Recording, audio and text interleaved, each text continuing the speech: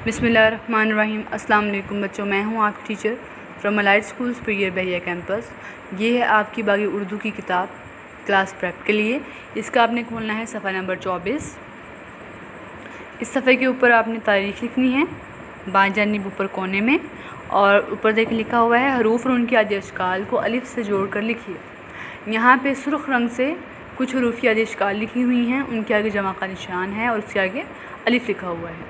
हमने क्या करना है, हमने इन हरूफ को बारी बारी अलिफ के साथ जोड़ना है और जोड़ के लिखना है जो आगे एक खाली लाइन नज़र आ रही है उसके ऊपर।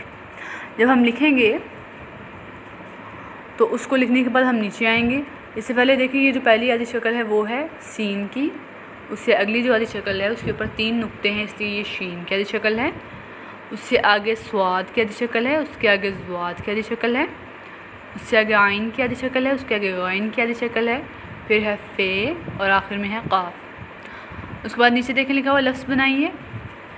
दाएं जानिब जो है वो कुछ हरूफ दिए गए हैं, उन हरूफ को हमने बारी बारी लाम के साथ जोड़ना है और जोड़ के एक लफ्ज़ बनाना है और उसको हम लिखेंगे बाएं जानिब। जो यहाँ पे बाएं जानिब लाइनें नज़र आ रही हैं उनके ऊपर हम लिखेंगे।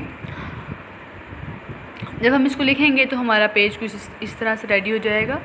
तो पढ़ाई करते हैं, चलें। शीन अलिफ सा, शीन अलिफ शा, स्वाद अलिफ सा, ज़्वाद अलिफ ज़ा, आइन अलिफ आ, गैन अलिफ गा, फ़े अलिफ फ़ा, काफ़ अलिफ का। उसके बाद नीचे आएंगे। सीन अलिफ सा लाम साल, शीन अलिफ शा लाम शाल, दाल अलिफ दा लाम दाल, हे अलिफ हा लाम हाल। इससे आगे जाएंगे। सफ़ा नंबर 25 है। ऊपर लिखा है जीम अलिफ जा से अल्फाज बनाइए। सबसे पहले देखें जीम अलिफ जा लिखा हुआ है, जीम के नीचे एक नुक्ता और उसके बाद आगे देखिए कुछ लाइनें लगी हुई हैं और उन लाइनों के आखिर में कुछ हरूफ लिखे हुए हैं। हमने पहले जीम अलिफ जा लिखना है और उसके बाद हमने ये जो हरूफ हैं उनको लिखना है और हम लिखेंगे कहाँ पे, जो हमें सामने बाएं जानिब खाली लाइन नज़र आ रही है उनके ऊपर हम लिखेंगे। और उसके बाद नीचे आएंगे जब हम, तो पहले देखें पहले हरूफ हैं और बाद में जीम अलिफ जा लिखा हुआ है। तो यहाँ पे हम क्या करेंगे कि पहले हम हरूफ को लिखेंगे दाएं जानिब से शुरू करते हुए और उसके बाद हम आगे जीम अलिफ जा लिखेंगे। जब हम लिखेंगे तो इस तरह से हमारा ये काम होगा मुकम्मल। अब इसकी पढ़ाई कर लेते हैं। जीम अलिफ जा ते अलिफ ता जाता, जीम अलिफ जा हमज़ा व वो जाओ, जीम अलिफ जा नून अलिफ ना जाना, जीम अलिफ जा लाम जाल, जीम अलिफ जा मीम जाम, जीम अलिफ जा नून जान, जीम अलिफ जा गाफ जाग। अब नीचे आएंगे। बेलिफ बा जीम अलिफ जा बाजा, गाफरे गिर जे अलिफ जा गिरजा, रे अलिफ रा जीम अलिफ जा राजा। अब आगे चलते हैं। सफ़ा नंबर 26 है। इसके ऊपर लिखा हुआ है कि रे अलिफ रा से अल्फाज बनाएं। यहाँ पे देखिए सफ़े के बिल्कुल दरमियान में रे अलिफ रा लिखा हुआ है, ठीक है, और उसके चारों कोनों पे 4 मुख्तलिफ तस्वीरें हैं। हमने उन तस्वीरों को देखते हुए अल्फाज बनाने हैं। सबसे पहली तस्वीर देखें, ये एक गोश्त का एक टुकड़ा है, गोश्त का एक हिस्सा है, इस हिस्से को कहते हैं रान, ठीक है, रान। रेलिफ रा, आखिर में नून की आवाज़ आ रही है तो हम नून लिखेंगे, रेलिफ रा नून रान, ठीक है। सबसे पहले रान लिखेंगे। फिर आगे देखें अंधेरा है और चाँद और सितारे हैं। तो चाँद और सितारे और अंधेरा कब होता है? जब रात होती है, ठीक है। रात को आसमान पर चाँद और सितारे होते हैं और अंधेरा छा जाता है।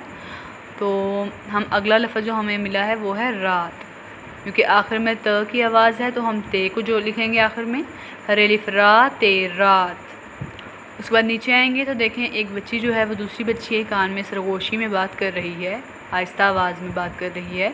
इसका मतलब है कि वो उसे कोई राज की बात बता रही है। तो हमारे पास जो तीसरा लफ्ज़ आया है वो है राज, रेलिफ राज जे राज। और आखिर में देखें एक आदमी है जिसके सर के ऊपर ताज है। तो ताज किसके सर पे होता है? जो राजा होता है। तो ये राजा है, तो हमें अगला लफ्ज़ मिल गया जो है राजा, रेलिफ रा जीम अलिफ जा राजा, ठीक है।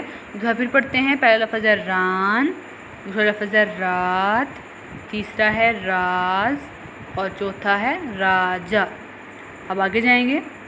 सफ़र नंबर 27 है, इसके ऊपर लिखा हुआ है काफ और गाफ की आदेश काल लिखिए। यहाँ पे ऊपर उन्होंने पहली लाइन के ऊपर हमें लिख के दिया हुआ है और हमने क्या करना होगा, नीचे वाली जो 3 लाइन हैं उनके ऊपर खुशखती से प्यारा प्यारा करके बिल्कुल वैसा ही लिखने की कोशिश करनी जैसे ऊपर लिखा हुआ है, ठीक है। और एहतियात से लिखना है और नीट लिखना है। जब हम लिखेंगे तो ये इस तरह से, पहले सबसे देखिए काफ है ऊपर, उसके बाद काफ की आधी शक्ल है और आखिर में भी काफ की आधी शक्ल है। और उसके बाद नीचे आएंगे तो देखिए यहाँ पे 2 डंडियाँ हैं, इसलिए ये गाफ है और आगे गाफ की आधी शक्ल है और आखिर में भी गाफ की आधी शक्ल है। आगे चलते हैं। यह है सफ़र नंबर 28। इसके ऊपर लिखा हुआ है हरूफ के आदेश काल को अलिफ से जोड़कर लिखिए। यहाँ पे भी कुछ हरूफ हैं जिनके आदेश काल दी गई हैं और उनके आगे अलिफ को जोड़ना है और आगे लिखना है। पहला जो आधी शक्ल है वो है काफ की, नुक्तों वाला काफ। आगे फिर काफ है, फिर है गाफ, लाम, मीम, नून, वाव। क्योंकि वाव की आधी शक्ल नहीं होती इसलिए वाव को मुकम्मल लिखा गया है। वाव के बाद है हे और आखिर में है ये। उसके बाद जब हम ये लिख लेंगे इनको जोड़ के अलिफ के साथ तो नीचे आएंगे, नीचे है 2 हरफी जोड़ के तोड़ लिखिए। यहाँ पे 2 हरफी अल्फाज हैं, हरूफ हैं, ठीक है। उनको हमने अलग अलग करके लिखना है इन हरूफ को। और सबसे पहले देखें जो पहला हरफ है वहाँ पे देखें एक नुक्ता है नीचे और सिरा जो है वो बे जैसा है, तो ये बे है और बे के साथ अलिफ जुड़ा हुआ है। उसके बाद नीचे आएंगे तो यहाँ पे ये जीम की आधी शक्ल है, नीचे एक नुक्ता और साथ में अलिफ जुड़ा हुआ है। उसके बाद नीचे आएंगे, ऊपर कोई नुक्ता नहीं है, नीचे भी कोई नुक्ता नहीं है और इसकी शक्ल है स्वाद जैसी, तो ये स्वाद की आधी शक्ल है और साथ अलिफ है। उसके बाद नीचे आएंगे तो ये है तोएं, तोएं की आधी शक्ल नहीं होती, तोएं के साथ अलिफ जुड़ा हुआ है और आखिर में है नीचे नुक्ते हैं 2, तो ये है ये अलिफ या, ठीक है। तो हम इसको करेंगे तो ये इस तरह से होगा। ऊपर वाले मैं पढ़ देती हूँ। काफ अलिफ का, काफ अलिफ का, गाफ अलिफ गा, लाम अलिफ ला, मीम अलिफ मा, नून अलिफ ना, वाव अलिफ वा, हे अलिफ हा, ये अलिफ या। और देखें यहाँ पे वाव जो है वाव की आधी शक्ल नहीं होती इसलिए वाव को अलग लिखा है और अलिफ को उसके आगे लिख दिया है, ठीक है। और नीचे जब हमने जोड़ तोड़ किए हैं तो बे अलिफ बा, जीम अलिफ जा, स्वाद अलिफ सा, तोएं अलिफ ता, ये अलिफ या।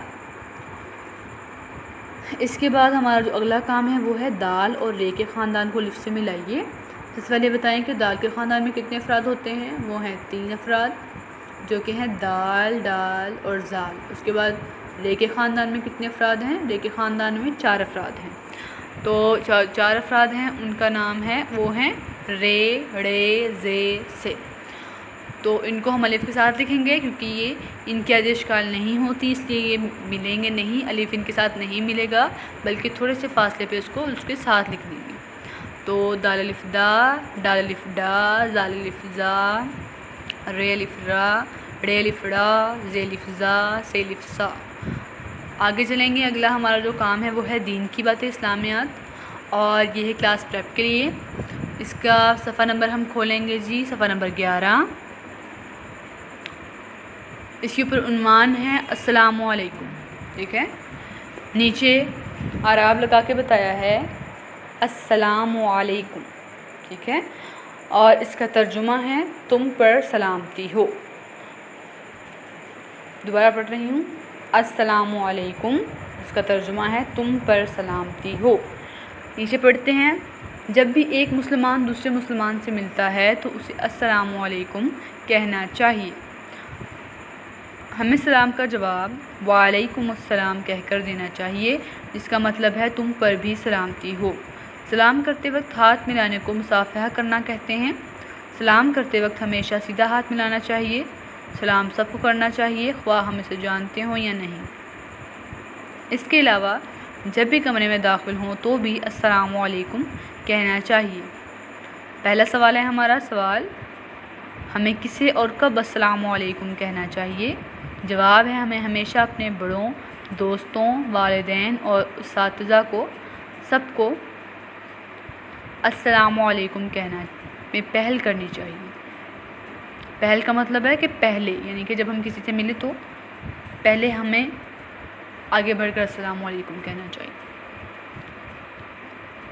दूसरा सवाल है सलाम करने से क्या फ़ायदा होता है? तो जवाब है सलाम करने से अल्लाह खुश होता है और आपस में मोहब्बत बढ़ती है। जैसे कि नीचे देखें, दोनों बच्चे एक दूसरे को अस्सलाम वालेकुम कह रहे हैं और उन्होंने मुसाफहा भी किया है। इसके बाद आगे जाएंगे, हमारा जो अगला सफ़ा है वो है सफ़ा नंबर 12। इसके ऊपर लिखा हुआ है खाना शुरू करने की दुआ और आदाब। खाना शुरू करने से पहले हमेशा हाथ धोने चाहिए। खाना शुरू करने से पहले ये दुआ पढ़नी चाहिए, बिस्मिल्लाहि व अला बरकतिल्लाह, बिस्मिल्लाहि व अला बरकतिल्लाह। तर्जुमा, मैंने अल्लाह के नाम और उसकी बरकत के साथ खाना शुरू किया। तर्जुमा, मैंने अल्लाह के नाम और उसकी बरकत के साथ खाना शुरू किया। खाना हमेशा बैठकर दाएं हाथ से खाएं, छोटा निवाला लें और खूब चबा कर खाएं। खाना इस तरह खाएं कि आवाज़ ना आए। खाना खाने के दौरान गैर ज़रूरी बातें ना करें। खाना ज़ाया ना करें और जितनी भूख हो सिर्फ उतना ही खाएं। खाना खाने के बाद अल्हम्दुलिल्लाह ज़रूर पढ़ें। सवाल, खाना खाने के बाद अल्हम्दुलिल्लाह क्यों कहना चाहिए? जवाब, खाना खाने के बाद अल्लाह का शुक्र अदा करने के लिए अल्हम्दुलिल्लाह कहना चाहिए। नीचे देखें, जो बच्चा है वो खाना खाने से पहले दुआ मांग रहा है। आपने भी जब भी खाना खाना है पहले हाथ धोने हैं लाजमी, और उसके बाद आपने ये दुआ ज़रूर पढ़नी है। आपने इस दुआ को याद भी करना है और उसका तर्जुमा भी याद करना है, और उसके बाद आपने सवाल भी याद करना है। बहुत शुक्रिया, आपने ये सारा काम ज़रूर मुकम्मल करना है। अल्लाह हाफ़िज़।